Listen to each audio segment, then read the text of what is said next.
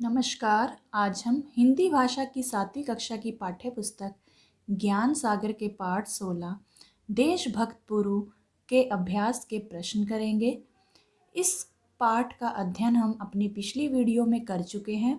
यदि किसी बच्चे ने वह वीडियो नहीं देखी है तो आप पहले उस वीडियो को प्लेलिस्ट में जाकर देख लें ताकि आपको इस पाठ के सभी प्रश्न उत्तर अच्छे से समझ में आ जाएं। और यदि वीडियो आपको अच्छा लगे तो लाइक और कमेंट करके ज़रूर बताइएगा। तो देखते हैं हमारा पहला प्रश्न जो कि पाठ में से है। सैनिक ने राजा पुरु को क्या समाचार दिया? तो इसका उत्तर है सैनिक ने राजा पुरु को समाचार दिया कि यूनानी सेना सिंधु पार कर चुकी है और वह तेजी से हमारी ओर बढ़ रही है और तक्षशिला के राजा आम्भी भी सिकंदर से मिल गए हैं। तो सैनिक ने राजा पुरु को क्या समाचार दिया कि जो सिकंदर की जो सेना है वह यूनान से सिंधु पार कर चुकी है और वह भारत की ओर बढ़ रही है और जो तक्षशिला के राजा आम्भी हैं उन्होंने भी सिकंदर से हाथ मिला लिया है। अगला प्रश्न, सिकंदर के दूत ने पुरु को क्या सलाह दी? तो इसका उत्तर है सिकंदर के दूत ने पुरु को सलाह दी कि आप भी आम्भी की तरह उनसे यानी कि सिकंदर से सुलह कर लें। इस तरह लड़ाई भी नहीं होगी और आपकी गद्दी भी बच जाएगी। हमारा अगला प्रश्न, सिकंदर की सेना झेलम क्यों नहीं पार कर पा रही थी? जो सिकंदर की सेना है वो झेलम नदी को क्यों नहीं पार कर पा रही थी? उत्तर है इसका बरसात के दिन होने के कारण नदी चढ़ी हुई थी कि बरसात के दिन थे जिसके कारण नदियों में पानी बहुत ही भरा हुआ था। इस कारण सिकंदर की सेना झेलम पार नहीं कर पा रही थी। अगला प्रश्न, सिकंदर के पुरु से यह पूछने पर कि आपके साथ कैसा व्यवहार किया जाए पुरु ने क्या कहा? तो इसका उत्तर है पुरु ने उत्तर में कहा मेरे साथ वैसा ही व्यवहार किया जाए जैसा एक राजा दूसरे राजा के साथ करता है।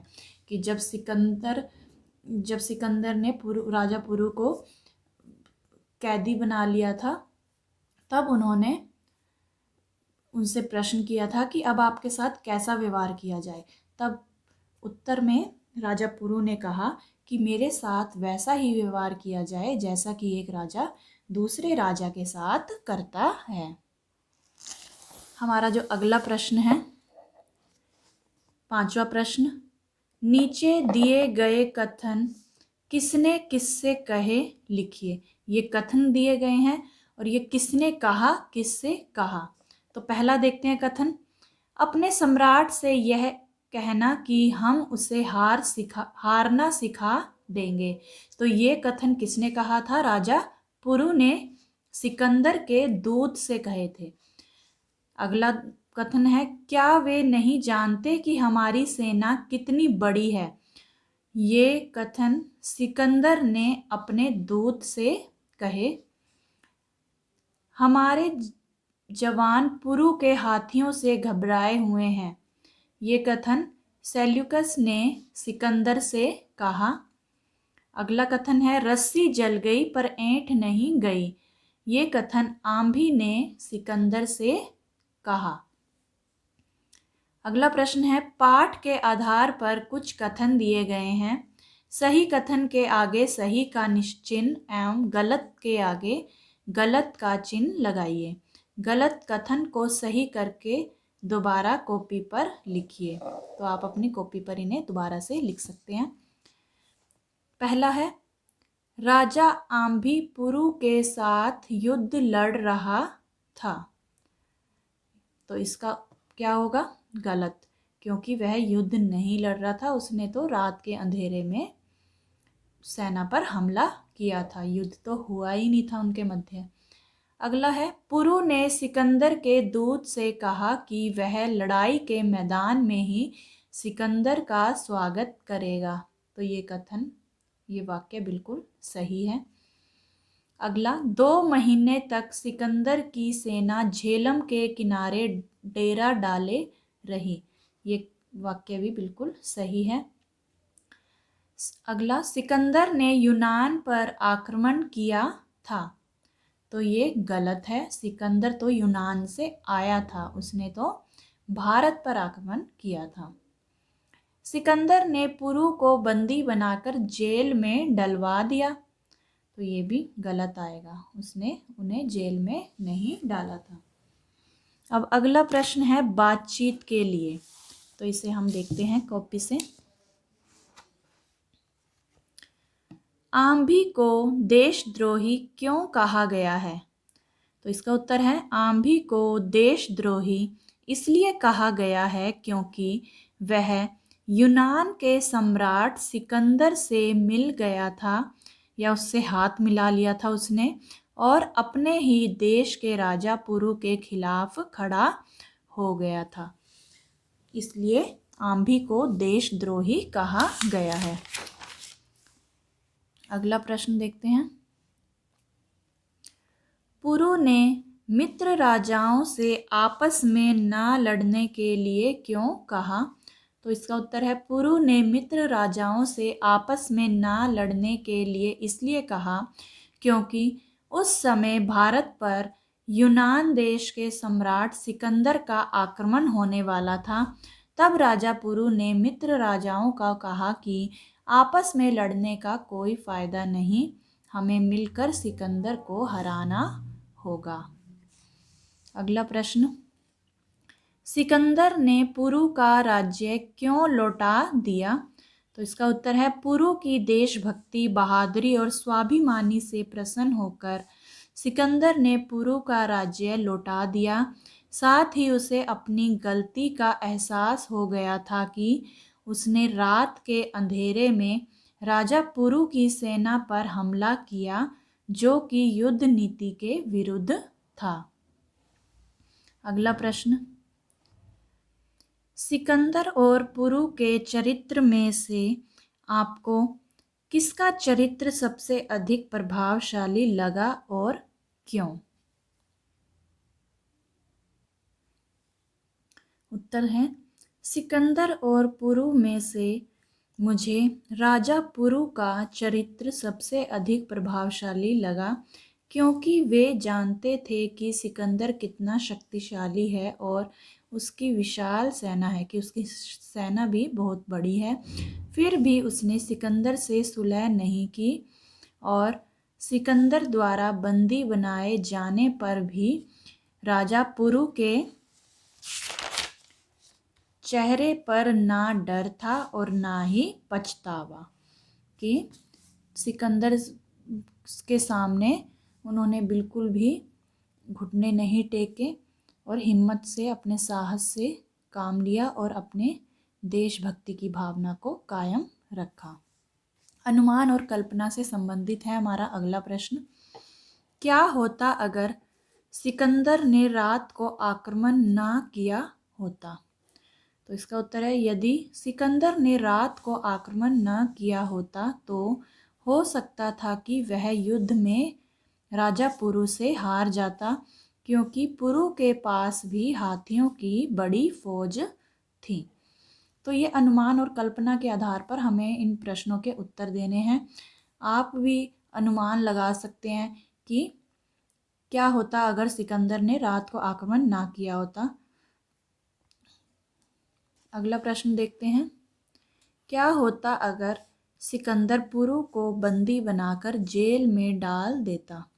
तो इसका उत्तर है, यदि सिकंदर पुरु को बंदी बनाकर जेल में डाल देता तो राजा पुरु अपना सिंहासन वापस पाने के लिए कोई ना कोई तरकीब अवश्य लगाते, कि वो जेल में जब बंदी बना लिया जाता उन्हें, तो वे वहाँ पर चैन से ना बैठते, बल्कि कोई ना कोई तरकीब खोजकर अपना सिंहासन वापस पाने के लिए उद्यम करते रहते, मेहनत करते रहते। आगे बढ़ते हैं। अगला प्रश्न है हमारा जीवन मूल्य से संबंधित। पुरु एक देशभक्त राजा था और आम्भी एक देशद्रोही। तो अब प्रश्न का उत्तर देना है कि देशभक्त की कोई 5 विशेषताएं बताइए।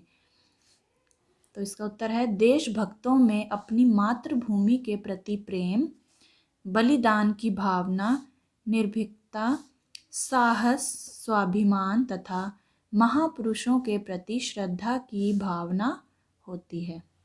कि निम्नलिखित विशेषताएं जो हैं वो एक देशभक्त में होती हैं, जो है मातृभूमि के प्रति प्रेम, बलिदान की भावना, निर्भीकता, साहस और स्वाभिमान तथा महापुरुषों के प्रति श्रद्धा की भावना। अगला प्रश्न, आप इनमें से किन विशेषताओं को अपनाना चाहेंगे? तो इसका उत्तर है मैं इन सभी विशेषताओं में से मातृभूमि के प्रति प्रेम, स्वाभिमान, निर्भीकता तथा महापुरुषों के प्रति श्रद्धा आदि गुणों को अपनाना चाहूँगी। हमारा अगला प्रश्न है, पुरु एक साहसी और स्वाभिमानी राजा थे। क्या आप भी इन गुणों को अपने अंदर उतारना चाहेंगे? तो इसका उत्तर है जी हाँ, मैं भी अपने अंदर इन सभी गुणों को उतारना चाहूँगी, क्योंकि राजा पुरु के इन्हीं गुणों के कारण उन्हें आज भी याद किया जाता है और मैं चाहती हूँ कि मेरे अच्छे गुणों के कारण लोग मुझे भी याद करें। हमारा जो अगला प्रश्न है वह भाषा की बात से संबंधित है। पहला देखते हैं, पाठ में आए मुहावरों का वाक्य में प्रयोग कीजिए। पहला मुहावरा है कूच करना। तो इसका उत्तर है, इसका वाक्य क्या बनेगा? सिकंदर ने अपनी सेना को कूच करने का आदेश दिया, यानी कि आगे बढ़ने का, युद्ध के लिए आगे बढ़ने का आदेश दिया। तो कूच करना, सिकंदर ने अपनी सेना को कूच करने का आदेश दिया। अगला वाक्य है, अगला मुहावरा है सबक सिखाना। तो इसका वाक्य बनेगा हमें अपने शत्रुओं को अवश्य सबक सिखाना चाहिए। अगला प्रश्न, दिए गए अनुच्छेद से विराम चिन्हों को हटा दिया गया है, ध्यानपूर्वक पढ़िए तथा उपयुक्त चिन्ह लगाइए। तो देखते हैं, पहले हम इसे पढ़ते हैं। युद्ध युद्ध है राजा पुरु, वहाँ न्याय और धोखा नहीं देखा जाता, हम उसकी बहादुरी की तारीफ करते हैं। मैंने अंधेरी रात में आपकी चमकती हुई तलवार देखी थी, अब आप हमारे कैदी हैं, बताइए आपके साथ कैसा व्यवहार किया जाए। इसमें कहीं पर भी विराम चिन्ह का प्रयोग नहीं किया गया है, तो इससे हमें पता ही नहीं चलता कि कौन सा वाक्य कहाँ पर ख़त्म होता है। तो उसके लिए हम विराम चिन्हों का प्रयोग करेंगे। जैसे युद्ध युद्ध है, तो यहाँ पर युद्ध के बाद अल्प विराम लगाएंगे, एक युद्ध, इसके बाद युद्ध है राजा पुरु, यहाँ पर यहाँ पर हमने पूर्ण विराम लगाया है। वहाँ न्याय और धोखा नहीं देखा जाता, तो जाता के बाद भी ये वाक्य यहाँ पर एक ख़त्म है, तो यहाँ पर भी हम पूर्ण विराम लगाएंगे। हम आपकी बहादुरी की तारीफ करते हैं, यहाँ पर भी पूर्ण विराम।